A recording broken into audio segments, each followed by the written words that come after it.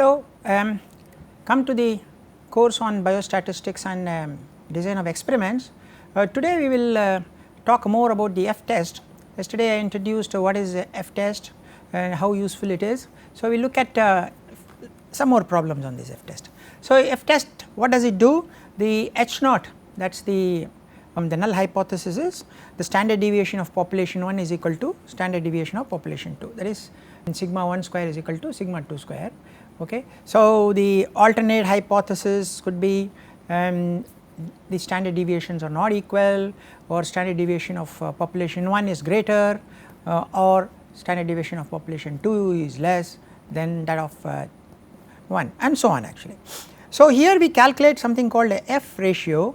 F is given by the variance of the sample 1, variance of sample 2, and if the F value is less than what is reported in the table, then we do not reject the null hypothesis. If the F value calculated is greater than the F table, then we reject the null hypothesis and accept the alternate hypothesis. So there is a table for F here also, just like we saw table for T, we saw table for Z. So here there are 2 degrees of freedom, because the numerator will have 1 degree of freedom, which is n1 minus 1. If n1 is the number of data points for the numerator sample, and for the denominator the degrees of freedom will be n2 minus 1, where n2 will be the number of samples for the sample set 2. Okay. So the F distribution generally looks like this. So it has got a 0, but the maximum is not fixed. Okay. It has a minimum, but the maximum is not fixed. So it is skewed, it is a right skewed distribution like this. Okay. So it is commonly used if you are comparing variances, if you are performing something called analysis of variance, if you are doing a curve fit, that means regression analysis, you want to find out how good the fit is, then we use this type of F ratio, that means variance of one samples divided by the variance of the sample 2. Okay.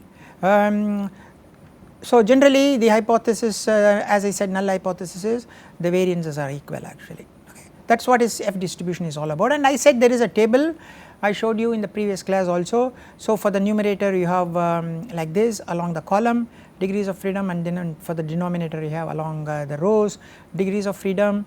Okay. So you look at the F value, and this is for p is equal to 0.05, that means 95% confidence interval. Now for beyond 10 we have a continuation of this table, so it goes like this, 20 goes up to 30. So as you can see, it starts quite high, 161 the F value, but it keeps going down to 1.93 if the degrees of freedom for numerator and denominator are quite high. Okay. So generally, as you can see here, okay, from a very large value it sort of comes down here. So as a ballpark figure for the degrees of freedom, it is good if you have about 10 to 12, okay, for the numerator, as well as 10 to 12 for the denominator. That means see here, almost here. But of course if you want to have a very good comparison, you need to have more degrees of freedom, but as a ballpark figure, just like in T distribution also I did mention that about 6 to 7 or 8 degrees of freedom is reasonably okay. Okay. Same here, if you are doing an F calculation, ideally we should think about 10 degrees of freedom for the numerator as well as the denominator. Okay. So we will be somewhere here. Okay. Similarly, just like p is equal to 0.05, we can have another F table for p is equal to 0.01. You can see here the numerator goes like this, denominator goes like this, and again continuation of the numerator goes like this actually. Okay. So this is for the right tail. Okay, as I did show you in the, so this is will be the area outside. Okay, for both the T table gives you the area outside. Okay, so do not forget that. Okay. There is an Excel function, in fact there are 2 Excel functions, one is called the F dist Excel function, other is called the F inv Excel function. So in the F inv Excel function, alpha is the probability value. So if I am talking about 95% confidence, I will give alpha as 0.05, then df1, df2, I give the degrees of freedom of the numerator and denominator respectively. It tells you what is the F value. So, exactly it is like that table.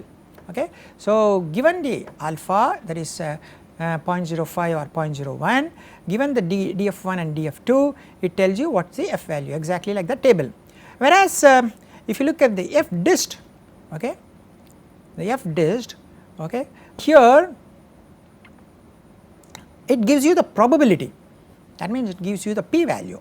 So, df1 is the degrees of freedom, df2 is the degrees of freedom, and x is that ratio which we calculate from our calculations, and it will give you the probability. So, if I am interested in knowing the probability, I use this function, that means I put in the f ratio here, then it gives you the probability, and you can see whether the probability is less than 0.05 or less than 0.01 for a 95% or a 99% confidence respectively. So, for example, here it is shown. So, the f ratio is 15.2, numerator degrees of freedom is 6, denominator is 4. So, the probability is given as 0.01.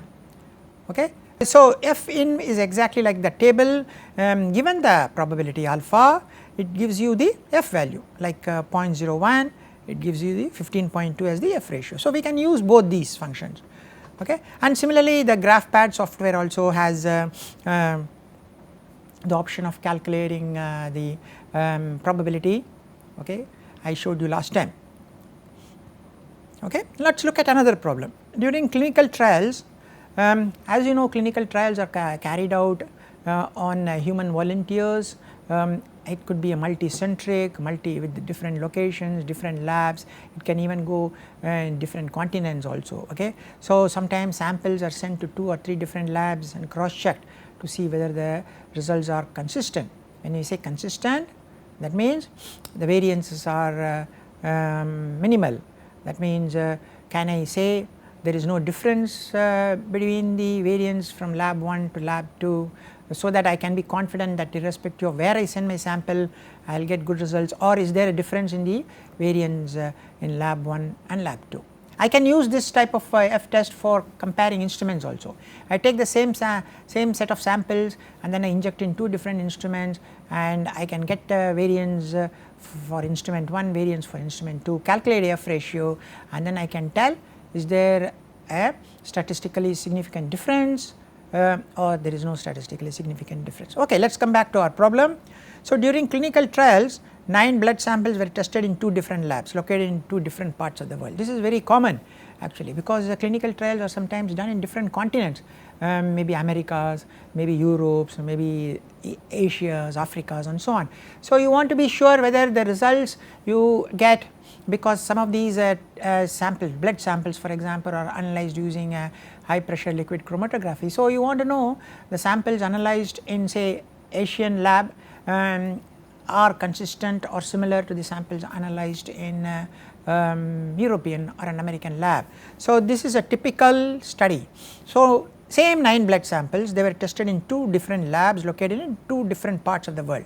So, the standard deviation, okay, so 9 blood samples, how do you get standard deviation? You take the mean and then you take the difference from the mean of each value, square it up, sum it up, divide by n minus 1, okay, here n is 9, so 8, take a square root, that gives you standard deviation. So, you find that 9.34 is the standard deviation of these samples from lab 1 and 6.59 samples from lab 2. Ascertain by f test whether there is a statistical difference in the results, simple. Okay, so, you calculate the f ratio. So, of course, the h naught is sigma 1 square is equal to sigma 2 square, okay. Then HA is sigma 1 square is not equal to sigma 2 square, okay, because here we are looking at only not equal or different, okay. So, like that. Now, of course, we can put a p value of 0.05. So, f table for 8 degrees of freedom, let me go back to the f table for 8 degrees of freedom each, 8 and 8, okay. So, 8 and 8 I get a 3.44, okay. So, the table T is 3.44 for 8 and 8 degrees of freedom.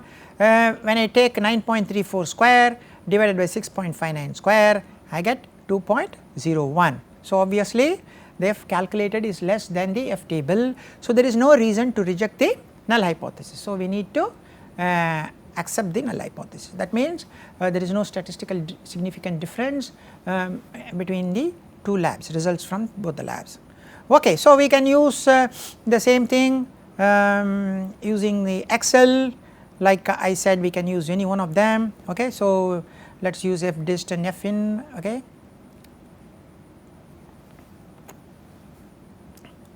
So I go to Excel here, then I will say f distribution. Okay, so I give the value of f is equal to 2.01, 8 degrees of freedom, 8 degrees of freedom. So it calculates p as 0.17. So obviously p is very large, it should have been less than 0.05 for a 95%. So we accept the null hypothesis. So if you look at f in, okay, we give the probability and it will calculate the f value. Okay, so we f I and v, okay, we give the probability 95%, 8 degrees of freedom. Okay, so it gives you 3.438. Okay, so see 3.44. So exactly, so f in function here in your Excel is exactly like your table. So f in function in exactly like your table. So if you do not have a table, we can use the f in. So we give the 0.05 as the probability for a 95%, we give the 2 degrees of freedom, it calculates 3.438. Okay, that is the f table, and f value is 2.01. So obviously there is no reason for us to reject the null hypothesis. Okay, so we can use both these commands, fdist knowing the f ratio, it calculates the probability, f in knowing the probability, it calculates the f ratio. Now we can do the same thing using the GraphPad software also. Let me show you that. Okay, so GraphPad, so as you can see here, f value is done here. So we go here. Okay, continue, we say. So again here this also has both the options, given probability it can calculate f value, given f value it can calculate p value. Okay, so let us look from here, calculate p value. So we say continue, so go to f value, so f is 2.01, so degrees of freedom, numerator is 9, denominator is 9, so we compute. Okay, so it gives you 0.1565. Okay, as in the Excel. Okay.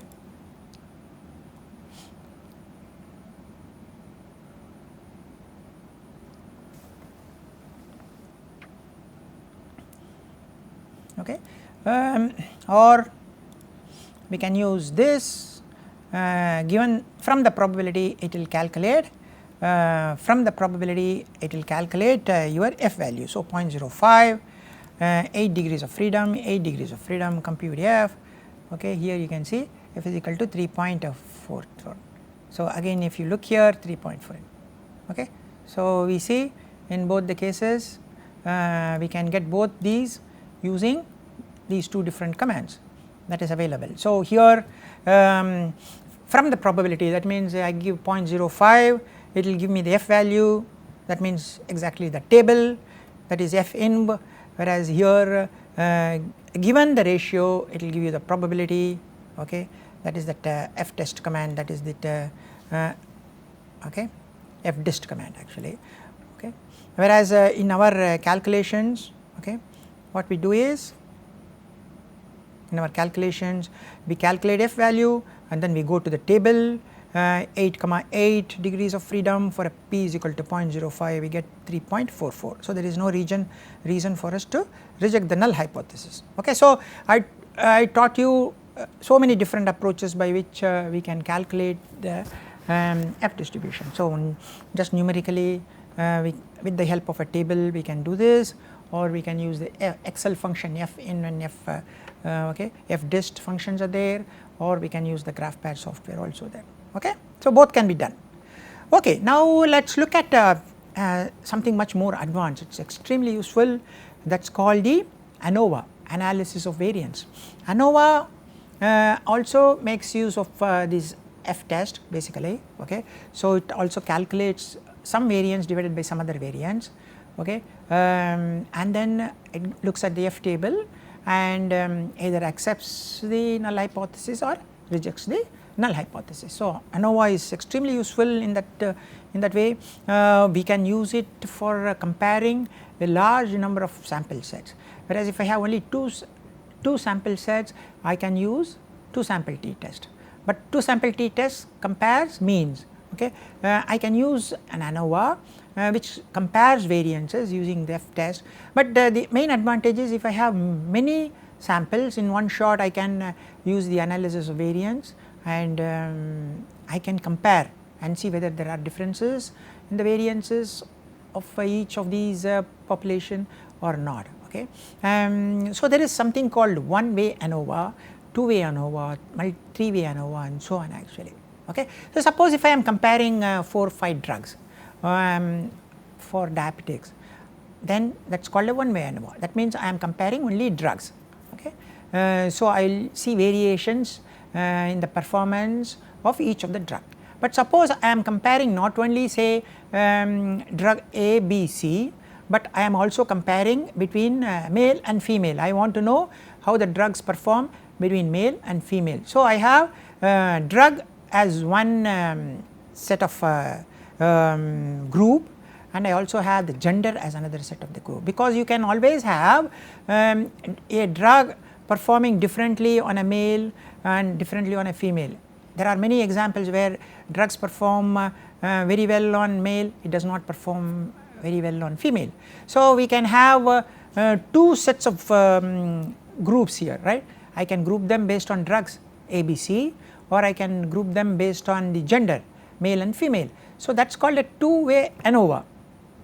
Like that we can have a three-way ANOVA. For example, if I am comparing 3 drugs A, B, C, I am comparing male and female, gender male and female, and I am comparing Europe and US, because nowadays it is well known that drugs behave very differently between Asian population and African and Europeans and so on actually. So, imagine I am performing clinical trials in USA and Europe simultaneously on 3 different drugs on male and female. So, what we have, one set of groups will be drugs ABC, another set could be the male and female gender, the third one could be the continent Europe and US.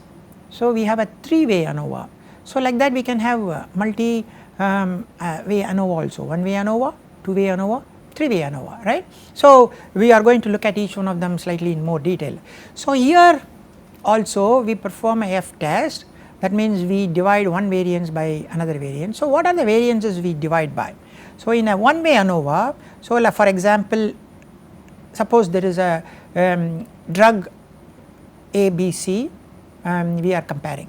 So, between group variance, that means between the drug variance, between the drug variances, that is A, B, C, and within the group variance, that means when I am doing a multiple same drug given to many patients, there will be some variations inside, right, okay, because the same drug will perform differently. So, we may have different sets of answers there. So, that is called within group variance. So, F is calculated based on between group variance divided by within group variance, okay, and that is what is compared with the table F, okay. So, this is called within group variance is error, because if I am repeating a sample many times on an instrument, I will not get the same answer, I will get different answers, okay. So, that is called an error or within the group variance. The other one is the between group variance. So, I can, for example, I am testing 5 samples on 2 different machines, I could have between the 2 machines variance, and if I am doing within the instrument, so I will have 4 or 5 samples, that is called the error variance. So, I am dividing the between the group variance divided by error variance.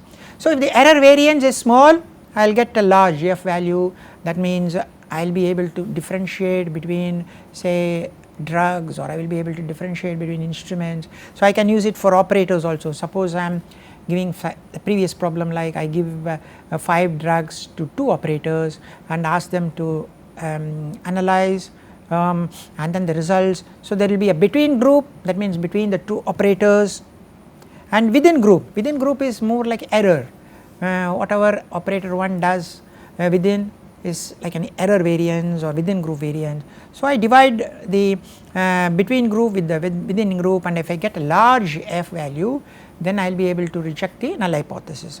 Okay. So, what it means is it also means if the error variances are small, okay, if the error variances are small, then I will be able to really differentiate between groups. It could be drugs, it could be operators, it could be instruments, it could be anything. Okay. So, the most important thing in experimental design strategy is consistency, that is repeatability has to be good. If I am doing a sample 10 times, if the variance of these readings are very large, obviously if I am going to compare with something else, with another group, then I will not be able to get a good f value will be small because denominator will be very large. Okay. So, I will not be able to really reject the null hypothesis, there is no reason for that. So, it is a very important lesson, and that is taught by this concept of ANOVA, analysis of variance. And again here also we come up with the f value here, as I said, it could be between different drugs, between different operators, between different instruments, between different assays, between different animals. So, we are looking at the variances and then trying to make a comparative study actually. Okay. So, there are many problems which one can do, and we will talk about these problems as we go along, and ultimately the same statistics is used, variance of 1 divided by variance of 2, where the 1 could be between groups variance, within group variance. Within group variance is nothing but the error variance. Okay. So, as you can see, it is a very important concept one needs to understand when you are doing ANOVA.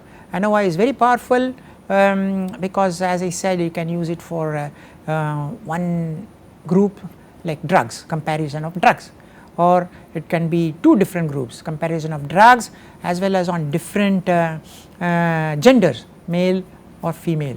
The advantage here, when you do that, we can even look at interactions between drug A with male, interaction with drug A with B, and it is well known nowadays some drugs work very differently on different types of population, different types of genders, different types of age groups.